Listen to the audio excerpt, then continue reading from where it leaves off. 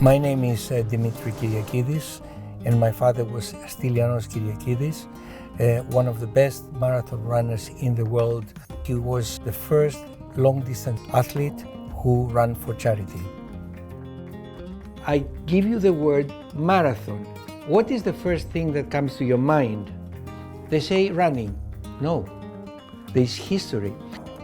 My father was born in Cyprus, in a small village up in the hills of Paphos. He joined the Olympia running club in Limassol, and then he went to the Balkan Games and he won there the marathon with national records. From that, they realized that here is a talent. My father took part in the Olympic Games in Berlin with the Greek national team. There he met Johnny Kelly, the American champion, marathon champion. Johnny Kelly said to him, "Why don't you come and run in Boston?" So my father decided to go and run in Boston in 1938. Although he was leading the race, he had to drop out on mile 21 because also he developed blisters. That was catastrophic. 1946, Greece was destroyed completely. They were in the middle of a bloody civil war, and there was famine. People were dying in the street every day. In his mind was that he wanted to go back to Boston at some point. And the reason was not to win, really, because he was very thin. He hadn't trained or run for 5 years. He wanted to go and run there to tell the American people the problem that Greece was facing and that we needed help.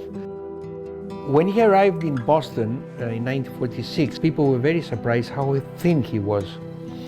And they couldn't believe that he can do anything in the race. It's a very, very difficult course, Boston. So you have to be not only well prepared, but very good in your health. At the beginning you go downhill and you have to be very, very careful. And then you start the hills, Heartbreak Hill and so on. Kyriakides was very slow at the beginning. He was towards the back of the pack. Good runners had gone far ahead. The second part of the race, he started increasing, and eventually he caught with Johnny Kelly, who was at the front. They raced together for a few miles until the last 2 miles, and then he started increasing his pace, and he overtook Johnny Kelly. Through the suburbs of Boston, the runners make their way, and all eyes are on courageous Stylianos Kyriakides of Greece, who passes last year's winner. Crossing the finish line, he said, "For Greece." Kyriakides goes on to win in 2 hours, 29 minutes, 27 seconds and gain the laurel wreath.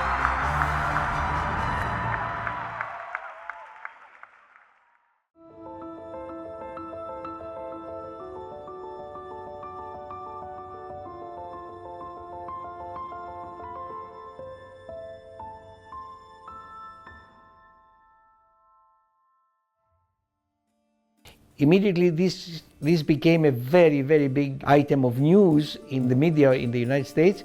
He went around Massachusetts, he went to New York, Chicago, where there were a lot of Greeks. The whole thing became so famous at the time that all the American newspapers had in the front page that the Greek winner of the Boston Marathon is going around asking, begging for help for his country and his people.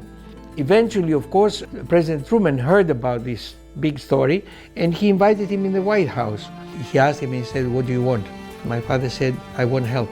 So this help came. It was called the Kyriakides Aid Package. This is where the humanitarian part of his life starts. He dedicated his life in the communities around where he lived. He wanted to encourage the young people to start doing sports, whether it was track and field or basketball or volleyball. So he decided to try to help and revive Greek athletics. In his area,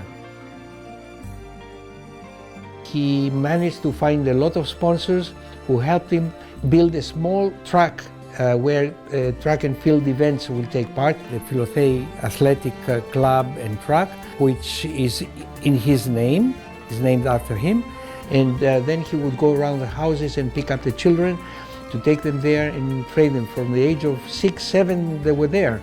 We have very good athletes. In fact, we have even Olympic champions that come out of this club. Still today, it's a great place where young people come. I attend many marathons around the world, and now, of course, running for charity has become very popular all over the place. And I feel very, very happy to see all these charities. I feel so proud that my father tell them the story. This is a lesson for all of us. If you want to do something in life, it doesn't matter how difficult things are. After all, life is a marathon, right? You go, you have your ups and you have your downs. You hit the wall many times. You can hit it many times, not just once. And this is life. If you want to do something, you can do it. All of us can do incredible things if we believe in them.